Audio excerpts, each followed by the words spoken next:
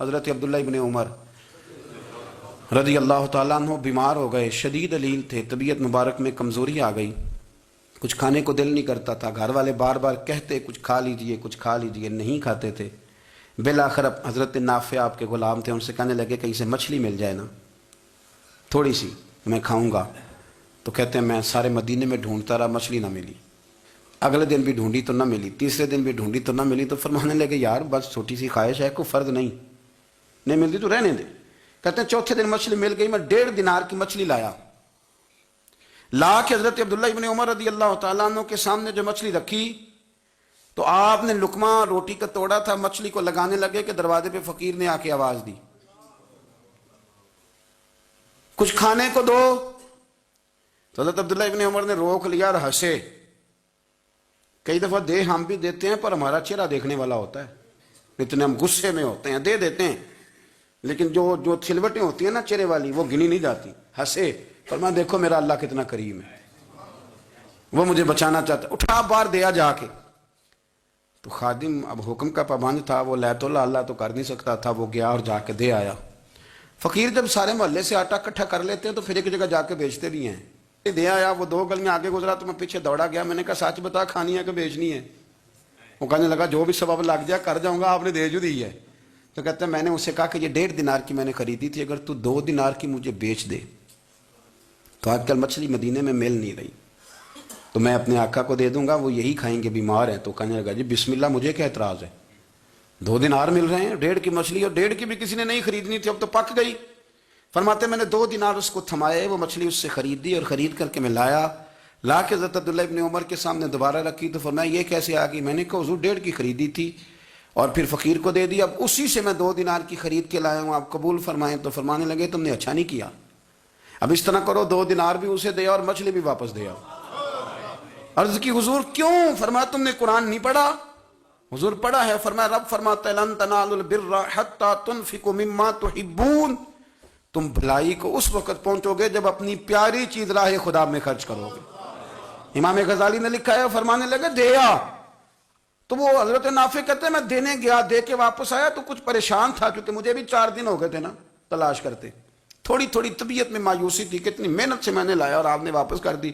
تو حضرت عبداللہ ابن عمر نے مجھے قریب بٹھایا، پھر مجھے تھپکی دی، فرمانے لگے پتر میں نے ویسے بھی کبھی جھوٹ نہیں بولا، اور آج کل تو میں ویسے ہی بیمار ہوں، ٹائم ہی نہیں، وقت ہی نہیں، موقع ہی نہیں جھوٹ بولنے کا۔ میں تجھے سچ بتاؤں، مجھے مچھلی کھا کے اتنا سکون نہیں ہونا تھا جتنی اللہ کے راستے میں خیرات کھا کے مجھے سکون ہوا۔ تو تجھے تو میری راحت سے غرض ہے نا کہ مجھے راحت کیسے ہوتی ہے، تو مجھے سکون ملا ہے راہ خدا میں دے، میں نفسانی خواہش پوری کر لیتا تو یہ میرا نفس کل پھر مجھ سے مچھلی مانگتا، پرسوں کہتا نہیں چھوٹے گوشت کی یخنی بھی چاہیے۔ ہم لوگ الجھ گئے ہیں، بہت بڑے قیدی ہیں اپنے آپ کے، بڑے قیدی ہیں، سارا دن اپنی خواہشات کی تکمیل میں بھاگے رہتے ہیں، بڑے بڑے سونے نوجوان۔ میں ان پہ تنقید نہیں کرتا، مجھے ان پہ ترس آتا ہے، جب میں رات کے اندھیروں میں انہیں ٹیلی فون لے کے چوکوں میں کھڑے دیکھتا ہوں تو مجھے رحم آتا ہے۔ میں کہتا ہوں دیکھو نفس کی خواہش کے پیچھے یہ کیا مثلاً آخر کیا ہے اس میں، ایک عورت کے پیچھے تباہ کر لیا اپنے آپ کو، یعنی زیادہ سے یہ کوئی مقصود ہے، یہ کوئی مقصد حیات ہے جس کو مقصد بنا لیا ہے؟ میرے عزیز بات کو سمجھ لیں، اتنا خوبصورت آدمی ہے اور اتنا اس کا اونچا قد کاٹ ہے، اور کیا کس کے پیچھے یہ بھاگا ہوا ہے؟ بڑا سمجھدار، دانشور، عقل مند آدمی، ذی روح بندہ، لیکن اس کا سٹیٹس آپ یہ ملاحظہ کریں کہ وہ 20-40 ہزار کی خاطر جھوٹ بولتا ہے، دھوکہ دیتا ہے، فریب اور فراڈ کرتا ہے۔ ہم اپنی نفسانی خواہشات کے پیچھے اس طرح بھاگتے ہیں کہ ہم اصل سے رہ جاتے ہیں۔ میری باتوں کی سمجھ آ رہی ہے آپ حضرات؟ تھوڑا تھوڑا کر کے، ایک ایک کر کے ان کی باتیں کم مانیں۔ وہ ضروری تو نہیں نا کہ سویرے ناشتہ بازار سے اپنی مرضی کا تگڑا کیا ہے، بازار سے لا کے پوڑیاں چنے بہترین کھائے، اور پوڑیاں چنے ابھی کھائے نہیں، شاپر میں ڈالے ہوئے ہیں، اور وہ لے کے ابھی آ رہا ہے تو ساتھ ہی رستے سے گوشت بھی چھوٹا اچھا لگا تو 2 کلو وہ بھی لے آئے کہ پوڑیاں چنے کھاؤں گا اور دوپہر کے لیے گوشت پکاؤں گا۔ وہ پہلے یہ تو کھا لے صاحب، اس سے تو نجات پا لے، یہ پتہ نہیں ہضم ہوتا ہے کہ کچھ اور کرتا ہے تیرے ساتھ، لیکن وہ گوشت بھی ساتھ لے آیا۔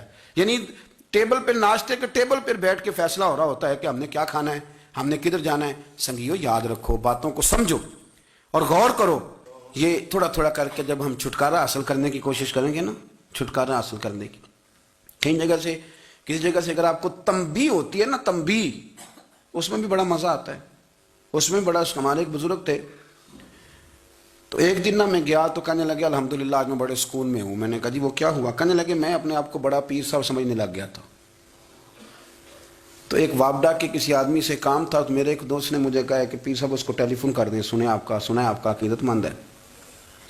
میں نے اس بندے کو ٹیلی فون کیا تو کہتا پیر صاحب میں عزت آپ کی بڑی کرتا ہوں پر یہ کام نہیں ہو سکتا. کہتے ہیں جب اس نے مجھے کہا نا تو کچھ بھی نہیں، تو مجھے بڑا مزہ آیا ہے، ورنہ میرا تو نفس پھول گیا تھا. میں تو سمجھتا تھا کہ جو میں کہتا ہوں ویسے ہی ہو جاتا ہے. کہتے اس نے تھوڑا سا نا مجھے لیول میں کیا ہے، مجھے مزہ آیا. یہ لوگ نا اپنے اوپر بوجھ ڈالتے تھے، یہ تھوڑا تھوڑا پیچھے ہٹتے تھے، یہ سمجھتے تھے کہ اس طرح تو ہماری تکمیل رہ جائے گی. صبح سے شام تک اگر اسی نفس کی باتیں مانتے رہیں گے تو خرابی کرے گا. دولت کا نشہ ہے بھائی، دولت کٹھی کرنے والا کسی جگہ سیر نہیں ہوتا. حسن کا نشہ ہے، حسن کا نشہ ہے. حضرت ابوبکر شبلی رحمۃ اللہ علیہ فرمایا کرتے تھے جو تیری بیٹی کو خوبصورت سمجھ کے اس کے ساتھ نکاح کرنا چاہے اسے بیٹی نہ دینا. حضرت جی کیوں؟ فرمایا حسن تو تھوڑے دن کے بعد ختم ہو جائے گا، پھر وہ اس کی قدر نہیں کرے گا، وہ تو کہیں اور منہ مارتا پھرے گا. حضرت ابوبکر شبلی رحمۃ اللہ تعالی علیہ کی بیٹی خوبصورت تھی. ایک نوجوان کہنے لگا میرا نکاح کر دیں. آپ فرمانے لگے پتر تو 1 مہینے کے بعد آنا کر دوں گا. بڑی موٹی تازی خوبصورت صاحبزادی. تو حضرت نے اسے دوائی کھلائی، اسے پخانے لگ گئے. جو پخانہ کرتی ایک مٹکے میں سنبھال دیتے. تھوڑا وقت گزرا تو وہ ہڈیوں کا پنجر بن گئی. مہینے بھر میں دست اتنے آئے کہ کمزور ہو گئی.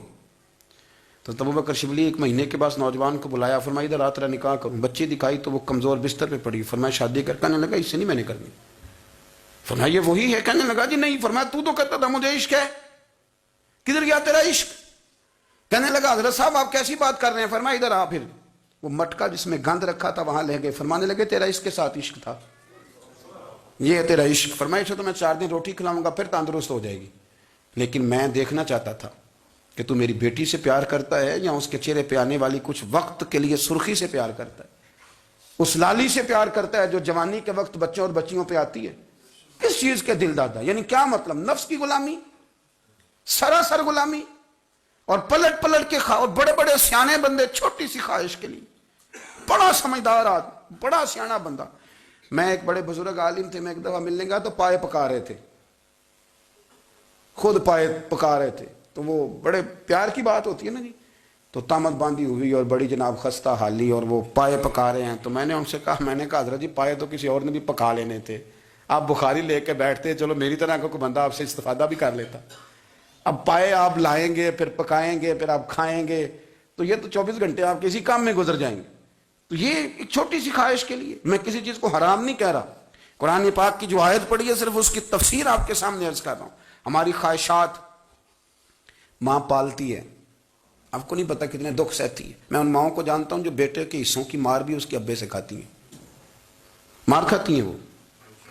ایک خاتون ہے، ایک کان سے سنتا نہیں، میرے پاس ایک دفعہ آئی، کہنے لگی 60 لگ گئی سی، کوئی دعا کر دیں یا کوئی وظیفہ پر. ڈاکٹر کہتے ہیں ٹھیک نہیں ہو سکتے.